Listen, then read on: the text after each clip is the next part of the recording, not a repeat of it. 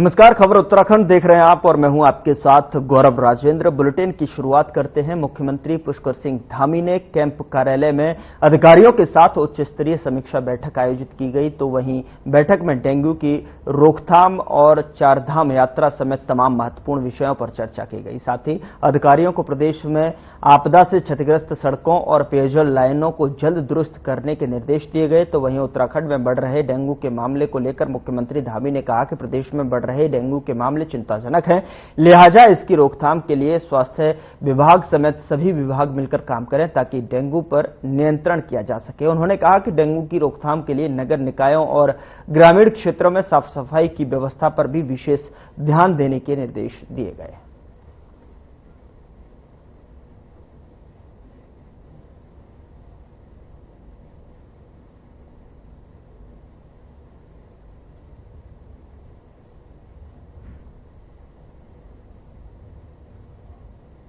तो सफाई व्यवस्था पर ध्यान देने की यहां पर निर्देश दिए गए हैं सीएम धामी की तरफ से। डेंगू की जिस तरीके से बढ़ती मामले हैं उसको चिंताजनक बताया है और साफ सफाई और ग्रामीण क्षेत्रों में साफ सफाई के भी नगर निकाय और तमाम संबंधित अधिकारियों को दिशा निर्देश यहां पर दिए गए हैं।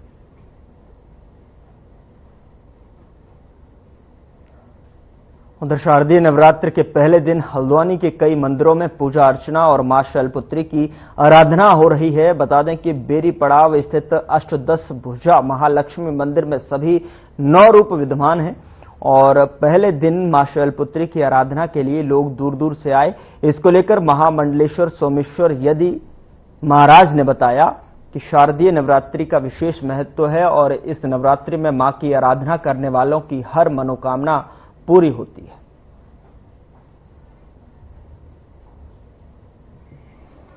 मां भगवती की आराधना का दिन है, जिसे हम लोग शारदीय नवरात्रि के रूप में मनाते हैं। हमारे यहाँ 4 प्रकार की नवरात्रि होती है। एक तो शारदीय नवरात्रि और दूसरा वासंतिक नवरात्रि और 2 यहाँ पर गुप्त नवरात्रियाँ होती हैं। इन चारों नवरात्रियों का अपना अपना विशेष महत्व है, किंतु शरद ऋतु के काल में भगवान मां जगतदात्री देवी अपने 9 रूपों के स्वरूप के साथ इस धरा पर आती हैं और सभी श्रद्धालु भक्त लोग मां भगवती की आराधना पूर्ण रूप से यह शरद ऋतु के आगमन की खुशी में होती है।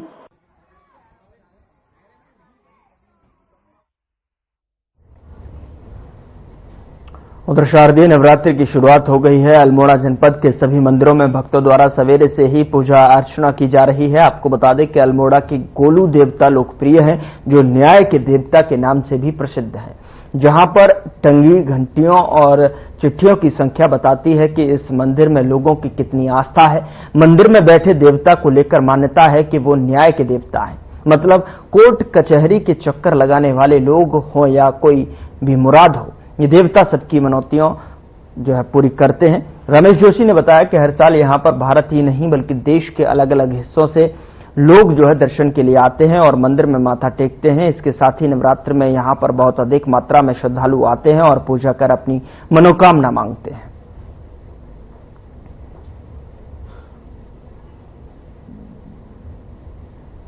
जैसे कि आज से नवरात्र शुरू हो चुके हैं और चितई गोलू देवता की अपने आप में बहुत ज्यादा मान्यता है। आपको पता है उत्तराखंड ही नहीं पूरे देश विदेश में गोलू देवता को माना जाता है। न्यायकारी देवता के रूप में गोलू देवता प्रसिद्ध है।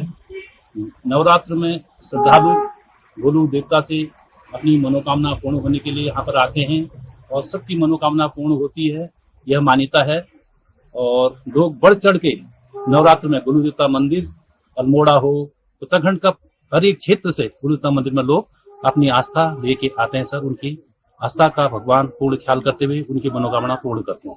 न्याय के देवता के रूप में माना जाता है और नवरात्र में विशेष महत्व है। अपने परिवार की आयु वृद्धि के लिए, समृद्धि के लिए, सुख के लिए और मनोकामना सिद्धि के लिए लोग यहाँ पर संकल्प के साथ पहले नवरात्र को पूजा अर्चना करते हैं। यहाँ पर इस मंदिर का बहुत पवित्र महात्म्य है। दूर दराज से लोग आकर अपने परिवार की सुख समृद्धि के लिए यहाँ कामना करते हैं। पहले नवरात्र को दूर दराज के लोग यहाँ पर आते हैं और अष्टमी नवमी को बहुत अधिक यहाँ पर भीड़ रहती है। सुबह से ही मंदिर में लाइन लग जाती है और काफी इंतजार के बाद मंदिर में प्रवेश मिलता है।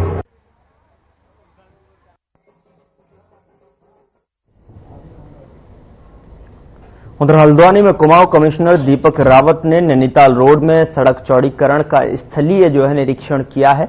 आपको बता दें कि इस दौरान उन्होंने यूपीसीएल से विद्युत की लाइन और पोल जल्दी हटाने के निर्देश दिए ताकि सड़क चौड़ीकरण कार्य में तेजी लाई जा सके। इसके अलावा उन्होंने नैनीताल रोड के सौंदर्यीकरण के लिए दोनों तरफ सरकारी भवनों की दीवारों में बेलदार पुष्प लगाए जाने के निर्देश देते हुए नैनीताल रोड स्थित विभिन्न विभागों में जाकर निरीक्षण भी किया। इस दौरान मीडिया से बात करते हुए कुमाऊं कमिश्नर दीपक रावत ने कहा कि उद्यान विभाग द्वारा कहा गया था कि सभी विभागों के कार्यालय में बेलदार पुष्प लगा दिए गए हैं, जबकि ऐसा नहीं पाया गया। इसके अलावा उनके द्वारा अधिकारियों को सड़क चौड़ीकरण और सौंदर्यीकरण को लेकर आवश्यक दिशा निर्देश भी दिए गए।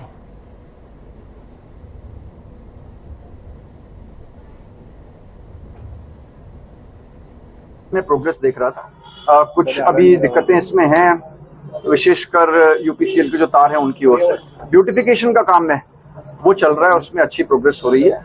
अब मैं मेनली ये देखने आया था कि जो पूर्व में एक निर्देश दिए थे, जो प्राधिकरण यहाँ पे एक पहल कर रहा है जिसमें कि अच्छे हमारे क्रीपर्स, अच्छे बेलदार पौधे यहाँ पे लगे जिसमें कि सड़क के दोनों ओर फूल दिखाई दे, उसकी प्रोग्रेस देखने आया था। उसमें आपका जो सरस मार्केट है, स्टेडियम है, एसडीएम ऑफिस है, कोऑपरेटिव का ऑफिस है, नगर आयुक्त का दफ्तर है और इसके अलावा जल संस्थान, इसमें प्रोग्रेस हुई है। बीच में हॉर्टिकल्चर डिपार्टमेंट ने मुझे कहा था कि अब कोई कार्यालय नहीं बचे, ये बात सही नहीं निकली और बहुत सी जगह भी ऐसी हैं जहां पे हम ये लगा सकते हैं। मैं विशेष अपील आपके माध्यम से ये करना चाह रहा हूं कि नैनीताल रोड पे जिनके भी अपने प्राइवेट घर हैं या अपनी शॉप्स हैं, उसमें से जो लोग भी अपनी स्पेस हमको देना चाहते हैं अंदर, उसमें भी हम निःशुल्क पौधे लगाएंगे। तो जो भी इसमें इंटरेस्टेड हैं वो प्राधिकरण ऑफिस से संपर्क कर सकते हैं और उनकी लैंड में पौधे हम लगा देंगे एक बार, उसके बाद वो देखरेख कर सकते हैं। हमारा शहर है तो इसको सुंदर बनाना हम सबका काम है। खबर थैलीसैंण से है, जहां पर जिलाधिकारी पौड़ी ने थैलीसैंण सामुदायिक स्वास्थ्य केंद्र का औचक निरीक्षण किया है। साथ ही निरीक्षण के दौरान सामुदायिक स्वास्थ्य केंद्र का मुख्य द्वार बंद पाया गया और अस्पताल में कोई भी कर्मचारी उपस्थित नहीं पाए गए। बता दें कि जिलाधिकारी द्वारा स्वयं ही अपना अस्पताल का गेट खोला गया। अस्पताल के निरीक्षण के दौरान वहां सभी वार्ड और चिकित्सा अधिकारी के कक्ष बंद पाए गए। साथ ही जिलाधिकारी ने कहा कि रात्रिकाल में किसी गंभीर रूप से बीमार व्यक्ति का इलाज करने के लिए किसी भी चिकित्सा कर्मी का उपस्थित न होना बहुत ही बड़ी लापरवाही है। जिलाधिकारी ने मुख्य चिकित्सा अधिकारी को निर्देश देते हुए सख्त कार्रवाई के निर्देश दिए। कहा कि इस तरह की लापरवाही बिल्कुल भी बर्दाश्त नहीं की जाएगी। वहीं स्थानीय निवासी सत्येंद्र रावत ने बताया कि इस स्वास्थ्य केंद्र में प्रभारी चिकित्सक को डीडीओ पावर न होने से अस्पताल में कार्यरत कर्मचारी अपनी मनमानी करते हैं। इस प्रकार से स्वास्थ्य सेवाएं उत्तराखंड में और इस क्षेत्र में उत्तराखंड सरकार के स्वास्थ्य मंत्री के द्वारा जो बहाल किए जा रहे हैं, लेकिन उन स्वास्थ्य सेवाओं के बहाल होने के बावजूद जो जिलाधिकारी पौड़ी के द्वारा औचक निरीक्षण में जो कमियां देखने को मिली वो बड़ी दुर्भाग्यपूर्ण कमियां हैं और इस प्रकार की कमियां नहीं होनी चाहिए। और कहीं ना कहीं मेरा कहने का मतलब ये है कि यदि जिले का एक प्रथम व्यक्ति कानूनी हिसाब से अगर क्षेत्र में आ रहा है और उसकी सूचना सभी विभागों को और संबंधित जो यहाँ पर स्वास्थ्य केंद्र है उनके प्रभारी हो या डॉक्टर्स हो, उनको भी सूचना रही होगी और उसके बावजूद भी यदि अगर वो अपने कार्य के प्रति संवेदनशील दिखाई नहीं दिए, सजग नहीं दिखाई दिए, तो ये बड़ा दुर्भाग्यपूर्ण था। और मेरा मानना यह है कि अगर यदि उनके द्वारा कमियां देखी गई है तो उच्च स्तरीय अधिकारियों को संज्ञान में लेकर के कार्रवाई करनी चाहिए। जैसा कि कुछ समय पहले खाद्य पदार्थों को लेकर के मेरे द्वारा एक निरीक्षण किया गया था, तो ये रूटीन निरीक्षण का एक पार्ट था और आपातकालीन सेवाओं में जो लापरवाही प्रथम दृष्टया वहाँ पे सामने आ रही है मेरे अपने इंस्पेक्शन में, उसमें मेरे द्वारा डिसिप्लिनरी एक्शन के लिए थैलीसैंण के जो स्टाफ है उसके विरुद्ध डिसिप्लिनरी एक्शन के लिए मेरे द्वारा सीएमओ को निर्देशित किया है, जिसमें एक भी मेडिकल टीम में से या फिर आपका जो नर्सिंग स्टाफ और अन्य हॉस्पिटल के एडमिनिस्ट्रेटिव स्टाफ के जो लोग हैं उनमें से कोई भी वहाँ मौजूद नहीं था। तो ये एक सीरियस फ्लॉ है और इस संबंध से सख्ती से ही देखा जाएगा।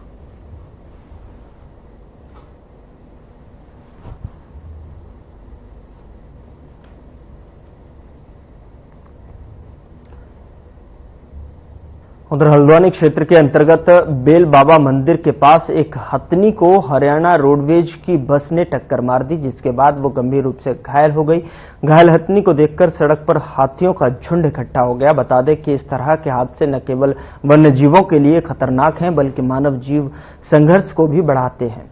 वहीं इस हादसे के बाद वन अधिकारी और डॉक्टरों की टीम मौके पर पहुंचकर स्थिति का जायजा लिया। ये पूरा मामला तराई केंद्रीय वन विभाग का है। डीएफओ यूसी तिवारी ने बताया कि हथनी को हरियाणा रोडवेज की बस से टक्कर लगी है। सुबह के समय हाथियों का झुंड सड़क पार कर रहा था कि अचानक एक हथनी बस के सामने आ गई, जिससे उसको टक्कर लग गई। वहीं जानकारी मिली है कि हथनी गर्भवती है।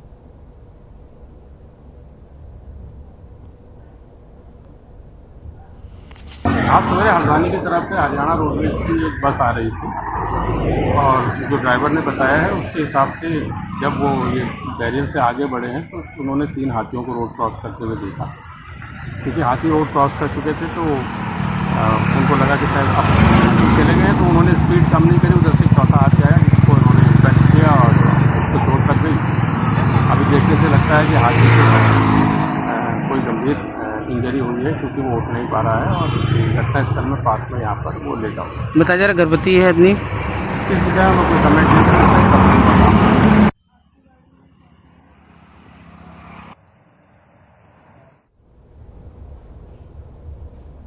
यहां रुक रहे एक छोटे से ब्रेक के लिए। ब्रेक के उस पार खबरों का सिलसिला लगातार जारी है।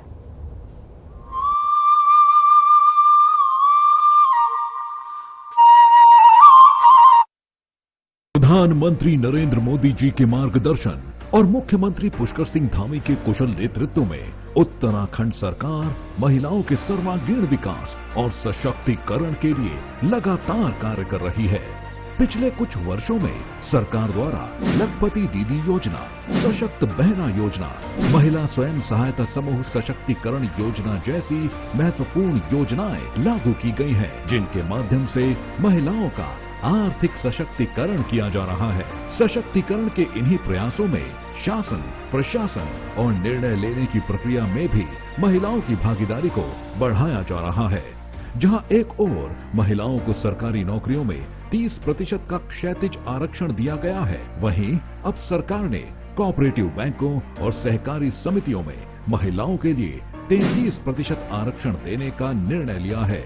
यह निर्णय महिलाओं की राजनीतिक और सामाजिक भागीदारी को बढ़ावा देने के साथ साथ सहकारी आंदोलन में सबका साथ, सबका विकास के मंत्र को और मजबूती देगा। सरकार के इस ऐतिहासिक निर्णय से अब महिलाओं के लिए न्याय पंचायत स्तर पर सरकारी समितियों और जिला सहकारी बैंकों में भी महत्वपूर्ण पदों पर सुनिश्चित भागीदारी का रास्ता खुल गया है। इस निर्णय से सहकारिता विभाग द्वारा चलाई जा रही सभी योजनाओं का लाभ समाज की आधी आबादी तक और प्रभावी तरीके से पहुंचेगा।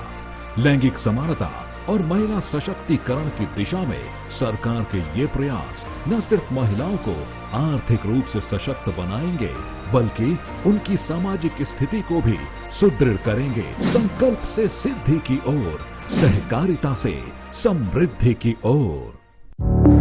Through constant innovation, the group provides its clients with value-added, environment-friendly products. We are committed to provide quality products and services at optimum cost with the continuous improvement in the quality management system. Producing high-value paper, making us India's largest producer of branded papers, fine papers and packaging broad segments. Focused on customers in all our operations. Hence, extensive investments are made towards people and people practices. KRPL world's leading eco-friendly paper from agro residue.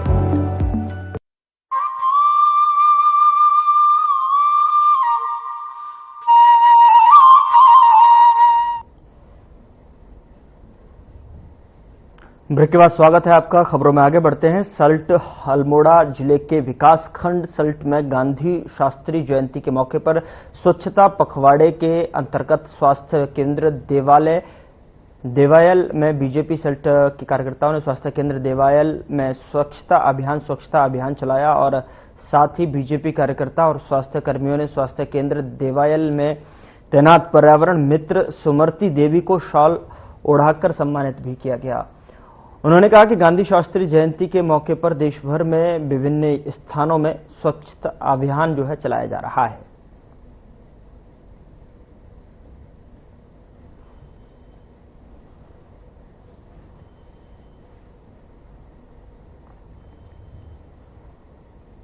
उधर गांधी जयंती पर उधम सिंह नगर के मुख्य चिकित्सा अधिकारी मनोज शर्मा के नेतृत्व में अपार मुख्य चिकित्सा अधिकारी जसपुर समुदाय स्वास्थ्य केंद्र शिक्षक डॉक्टर धीरेन्द्र मोहन गहलोत टीम बनाकर जो है नगर में पंजीकृत चिकित्सकों पर छापेमारी अभियान चलाया, जिसमें नगर के मोहल्ला भूप सिंह में शिव मेडिकल स्टोर पर कुछ खामियां पाई गईं, जिस पर कार्रवाई करते हुए 25,000 का जुर्माना लगाया गया। साथ ही पास में चल रहे शिवयोग आयुर्वेदिक चिकित्सालय के नाम पर मरीज को एलोपैथिक दवाइयां चढ़ाई जा रही थीं, जिस पर मुख्य चिकित्सा अधीक्षक ने कार्रवाई करते हुए अस्पताल में भर्ती तीनों मरीजों को जसपुर के समुदाय स्वास्थ्य केंद्र में जो है भर्ती करते हुए चिकित्सालय सील कर दिया गया।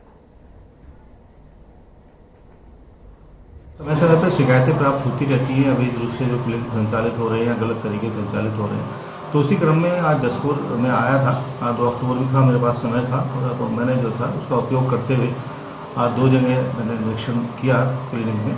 तो एक तो जो मेडिकल स्टोर संचालित हो रहा था उसके पास में अपना स्टेशन था मेडिकल स्टोर का, और फार्मासिस्ट जो जिसके नाम से रजिस्टर्ड है वो मौके पर नहीं थी, लेकिन फोन करके मौके पर बुलाया गया। हालांकि जब हम गए तो उसका मेडिकल स्टोर बंद था और बाकी कोई मरीज वहां पे नहीं पाया गया, लेकिन कुछ ऐसे साक्ष्य मिले आंशिक रूप से कि जिससे लगता था कि शायद मरीज वहां देखे जाते हैं छोटे मोटे। तो उसी के क्रम में और उसका जो फार्मेसी था है लड़की, उसका जो रजिस्ट्रेशन है वो भी रिन्यूअल होना था, उसने भी नहीं कराया समय से। उधर कदली वृक्ष छेदन के बाद जो है दुर्गा पूजा का पहले चरण की पूजा की शुरुआत कर दी गई है। आपको बता दें कि सार्वजनिक दुर्गा पूजा समिति के द्वारा दुर्गा मंदिर में देवी दुर्गा मां की झांकियों के साथ हरिचंद गुरुचंद मंदिर से पूरे दिनेशपुर नगर का परिक्रमा करने के साथ ही दुर्गा मंदिर प्रांगण तक क्षेत्र के तमाम जनप्रतिनिधियों और मां के भक्तों के द्वारा एक शोभा यात्रा निकाली गई। उसके बाद 1107 पर कदली वृक्ष छेदन की प्रक्रिया किया गया। इस दौरान दिनेशपुर क्षेत्र के 5 स्थानों पर विधि विधान के साथ केले के पेड़ को काटते हुए मां के भक्तों के द्वारा सर पर कच्चा केला लेकर मंदिर में रख दिया गया। कहा जाता है कि 5 दिन बाद इसी केले को देवी मां के प्रसाद के रूप में चढ़ाया जाता है। वहीं प्रतिरात्रि को कोलकाता, दिल्ली, गुजरात, उत्तर प्रदेश और उत्तराखंड के कलाकारों के द्वारा सांस्कृतिक कार्यक्रम की प्रस्तुति दी। दुर्गा पूजा 2024 दुर्गा पूजा महोत्सव के तहत कदली छेदन कार्यक्रम था। कदली छेदन कार्यक्रम के तहत आज केले के वृक्ष को काटकर मंदिर में स्थापित किया गया है और आश्चर्यजनक तरीके से अब से 5 दिन बाद ये केले का परिशिष्ट जो है, केले का फल जो है अपने आप पक जाता है। और षष्ठी पूजा से 9 अक्टूबर से हमारे यहाँ पे दुर्गा पूजा की शुरुआत, इस वर्ष की पूजा की शुरुआत होगी। 5 दिवसीय पूजा के उपरांत इस मैदान पर यहाँ पे जो ये आप परिसर देख रहे हैं, इस परिसर में 7 दिवसीय सांस्कृतिक कार्यक्रमों का आयोजन भी होगा। जिस प्रकार नव दुर्गाओं का आह्वान करते हुए ये शोभा यात्रा निकल रही है और जिस प्रकार देवियों का आशीर्वाद सबको प्राप्त हो रहा है, सत्य की जीत की ओर हम सब विश्वास रखते हुए मां दुर्गा का आह्वान करते हैं और उससे आशीर्वाद लेते हैं कि हम सब सुखी होकर देश सेवा में लगे रहें। ये सेवा भव्य सेवा यात्रा भव्य आयोजन को और चार चांद लगा देती है। आज नव दुर्गा का पहला दिन है और नवरात्रि का शुभारंभ। आप सभी को इस अवसर पर ढेर सारी शुभ मंगल कामनाएं। कल केला काटा गया था और ये केला इस केले को 9 दिन तक पूजा जाता है माँ के मंदिर में और ये मान्यता है कि इन 9 दिनों में जो भी अर्पण माँ को करे उनको उसका लाख करोड़ गुना मिल जाता है। आज मैं इसी शुभ अवसर पर हल्द्वानी में 12 से 14 सितंबर तक हुई मूसलाधार बारिश के बाद गौला, नंदौर और सुखी नदी में भारी नुकसान हुआ। यह नुकसान सिंचाई विभाग के साथ साथ वन विभाग, लोक निर्माण विभाग सहित कई अन्य विभागों की संपत्तियों को भारी नुकसान पहुंचा है। इसके अलावा निजी संपत्तियों को भी बाढ़ की वजह से नुकसान हुआ है, जिसे लेकर प्रशासन इस नुकसान की रोकथाम के दीर्घकालिक उपाय के लिए सभी विभागों की एक समन्वय समिति बनाकर दीर्घकालिक उपाय करने के काम में जुट गया है, जिसके लिए पहला निरीक्षण किया गया। उप जिलाधिकारी परितोष वर्मा ने बताया कि सभी विभागों द्वारा आपसी समन्वय और दीर्घकालिक उपाय के लिए राय और सुझाव आमंत्रित किए जा रहे हैं। इसके अलावा स्थानीय लोगों से भी सुझाव लिए जा रहे हैं ताकि नदियों से होने वाले नुकसान का दीर्घकालिक उपाय किया जा सके। देखिए, जिलाधिकारी महोदय द्वारा एक समिति का गठन किया गया है और जो बरसात में गौला और नंदौर आदि नदियों से जो नुकसान हुआ है अधिक बहाव होने के कारण, उसका ये सर्वे कर रहे हैं और जो विभिन्न विभाग अलग अलग कार्य करते हैं और एक दूसरे के कार्यों के कारण उनके संपत्तियों को नुकसान होता है, इसी का सर्वे भी किया जा रहा है और विभागीय समन्वय भी किया जा रहा है कि विभिन्न विभाग अलग अलग काम ना करके एक साथ एक समन्वय बनाते हुए कार्य करें ताकि जो प्रोटेक्शन वर्क हो वो टिकाऊ भी हों और आगे स्टेबल भी रहें।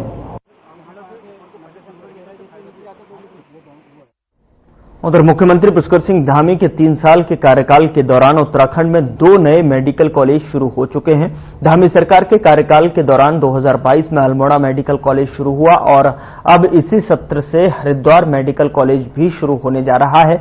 दोनों जगह की कुल 200 नई सीटें जुड़ने से उत्तराखंड में एमबीबीएस प्रथम वर्ष में मेडिकल सीटों की संख्या बढ़कर 625 हो गई है। पुष्कर सिंह धामी सरकार के कार्यभार ग्रहण करने से पहले प्रदेश में श्रीनगर, देहरादून और हल्द्वानी मेडिकल कॉलेज ही संचालित हो रहे थे। हालांकि तब तक जो है अल्मोड़ा मेडिकल कॉलेज और हरिद्वार मेडिकल कॉलेज पर भी काम शुरू हो चुका था। कार्यभार ग्रहण करने के तत्काल बाद प्रदेश में स्वास्थ्य सेवाओं में सुधार के साथ ही एमबीबीएस सीटों की संख्या बढ़ाने के संकल्प के साथ मुख्यमंत्री पुष्कर सिंह धामी ने इन दोनों मेडिकल कॉलेजों को प्राथमिकता पर शुरू करने के निर्देश दिए थे, जिसके बाद दोनों मेडिकल कॉलेजों का जो है निर्माण कार्य युद्ध स्तर पर पूरा किया गया।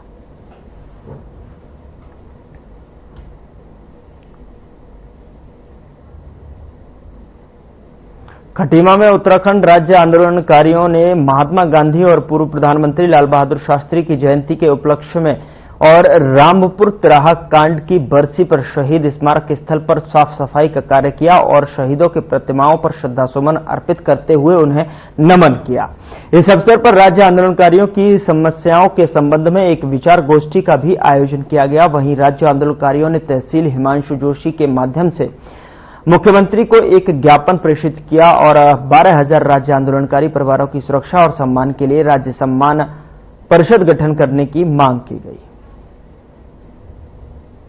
और जैसा कि आज हमारे उत्तराखंड के जो राज्य आंदोलनकारी हैं उनके द्वारा जो एक ज्ञापन मुझे भी सौंपा गया, प्रशासन को भी दिया गया है, उस संबंध में जितने बिंदुवार जो भी चीजें इनके द्वारा रखी गई हैं उससे माननीय मुख्यमंत्री जी स्वयं भी अवगत हैं और जो एक विशेष मांग इनके द्वारा रखी गई है आज इस सभा के माध्यम से, जो कि इस प्रदेश से 13 जिलों से एक प्रतिनिधि की नियुक्ति राज्य सरकार द्वारा की जाए और एक परिषद का गठन किया जाए।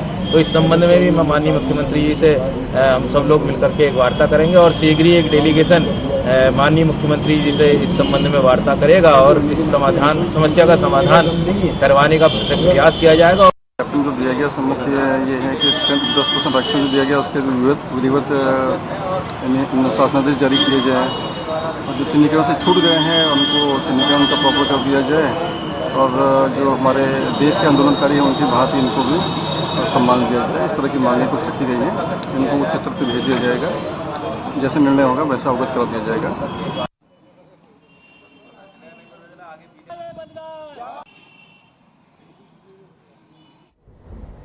फिलहाल बुलेटिन में इतना ही।